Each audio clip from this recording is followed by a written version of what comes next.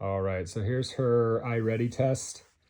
Kind of the results I'm seeing is she's at a grade 1 and a grade 1 and a grade 1 and an early grade 2. The only thing she's kind of proficient at is measurement of data. So I'm gonna go over each page. I mean, my thoughts are she's young for her grade, and I think it would be better if we held her back. If Sundance doesn't want to do it, then we need to look at another school, whether it's in Poway School District or the house or the school behind my house. But I'll explain why. So yeah, there's working beyond, achieving, progressing towards, working below, not evaluated. And there's also exceeds, meets, improvement. So foundational skills, she's achieving, progressing towards standard.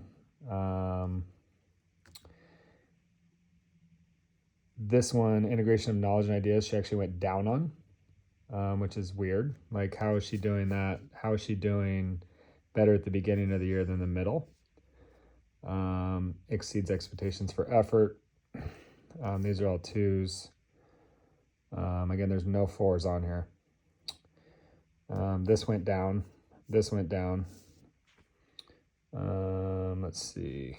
Needs improvement in geometry. And I'll give this to you. I took pictures. And, I'll text you some as well.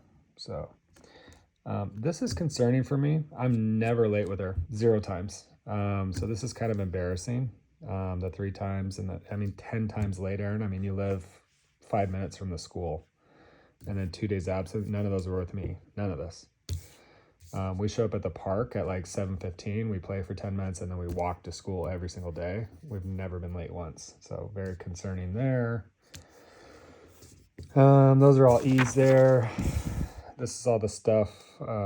She should be at grade level for, out of 100, she's at basically the 46th percent. 34%. Really? Do we really think she's ready to go to 3rd grade? Mid-levels, like what, 512? She's at 473, which is a 1st grade level. This is just frustrating for me. You know, she's getting tutoring Mondays over here, every other Friday. I'm working with her, you're working with her. And then this stuff, we get this stuff.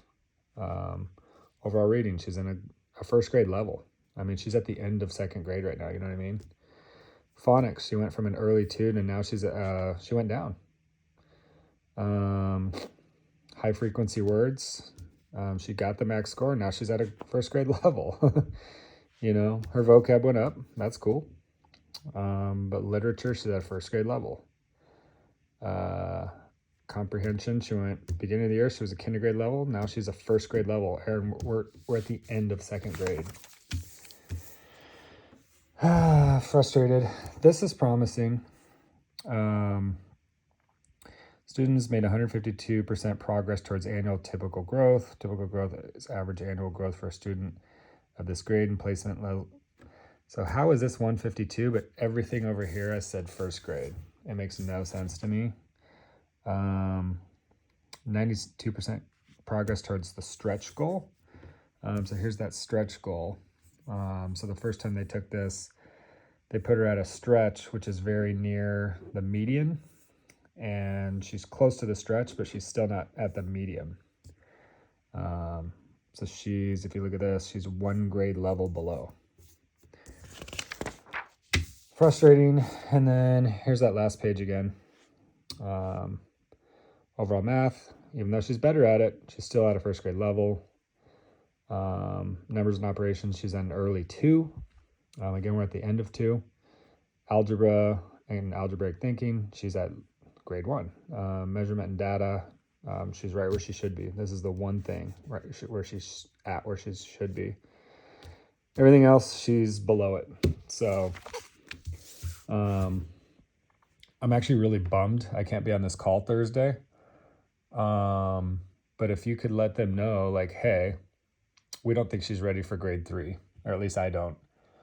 I know they've mentioned they don't want to hold her back. But if they're not going to hold her back, then I think we should switch her schools. Because if we just switch her to a different school, she can just start second grade again. And she can essentially be the oldest in her grade.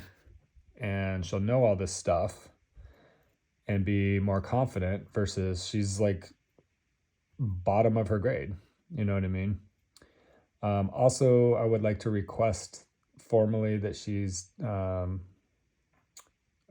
tested for dyslexia.